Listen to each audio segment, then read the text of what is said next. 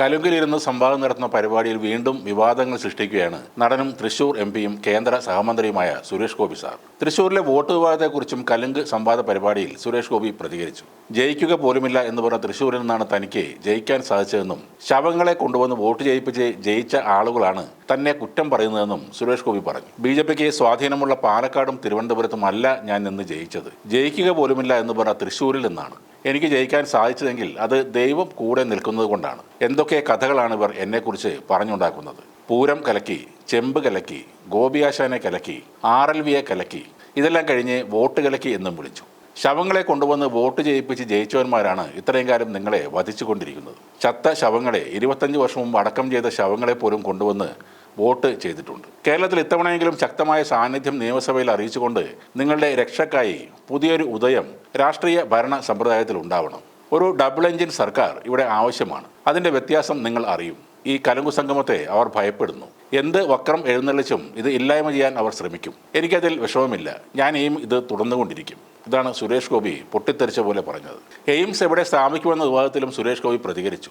എയിംസിനെ സംബന്ധിച്ച് 2015 മുതൽ എന്താണോ എൻ്റെ നിലപാട് അത് ഞാൻ ആവർത്തിക്കുന്നു എന്നേ ഉള്ളൂ. എവിടെയോ അവർ സ്ഥലം വാങ്ങിച്ചിട്ട് അവിടെ അങ്ങ് ചെയ്തേക്കൂ എന്ന് കേരള സർക്കാരിനെ പറയാൻ ഒക്കത്തില്ല. എയിംസ് എന്ന ഉൽപ്പന്നം ഇവിടെ വന്നാൽ ആ പ്രദേശത്തെ ആകമാനം ഉയർത്തുകയും അതിൻ്റെ ഗുണം സംസ്ഥാനത്തിന് മൊത്തമായി ലഭിക്കുകയും ചെയ്യും. പാർലമെന്റിലും ഇതുതന്നെയാണ് പറഞ്ഞത്. എയിംസ് വരുമെന്ന് പറഞ്ഞെങ്കിൽ അത് വരും എന്നും സുരേഷ് ഗോപി പറഞ്ഞു. അദ്ദേഹം പിന്നീട് പറഞ്ഞത് താൻ കടപ്പെട്ടിരിക്കുന്നത് എൻ്റെ പ്രജകളോട് മാത്രമാണ് എന്നാണ്. അതിൽ തെറ്റൊന്നുമില്ലെന്ന് കാണിക്കാൻ അടുത്തിരുന്ന BJPക്കാർ ഉടനെ കൈയടിക്കുകയും ചെയ്തു. ജാതിമതത്തിൻ്റെ അതിരുവരമ്പുകൾ ആ പ്രജകൾക്ക് മുന്നിൽ താൻ തീർത്തിട്ടില്ലെന്നും അദ്ദേഹം പറഞ്ഞു.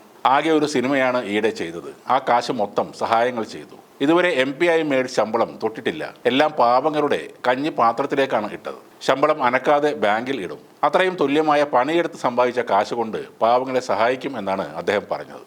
CPMകാർ തൊട്ടിപ്പിരിവ് നടത്തിയാണ് വേലായുധൻ ചേട്ടനെ സഹായിച്ചതെന്നും അദ്ദേഹം പറഞ്ഞു. സർക്കാരിൻ്റെ ശമ്പളം അതുപോലെ ബാങ്കിലിട്ട് തുല്യമായ തുക കൊണ്ട് സഹായം ചെയ്യുന്നത് എന്തിനാണെന്ന് മനസ്സിലാകാത്തൊരു കാര്യമാണ്. സുരേഷ് ഗോപി സാർ പറഞ്ഞ ഈ പാവം പ്രജകൾ അടക്കുന്ന നികുതി പണമാണ് ഈ തമ്പ്രാക്കന്മാർക്ക് ശമ്പളമായി കിട്ടുന്നത്.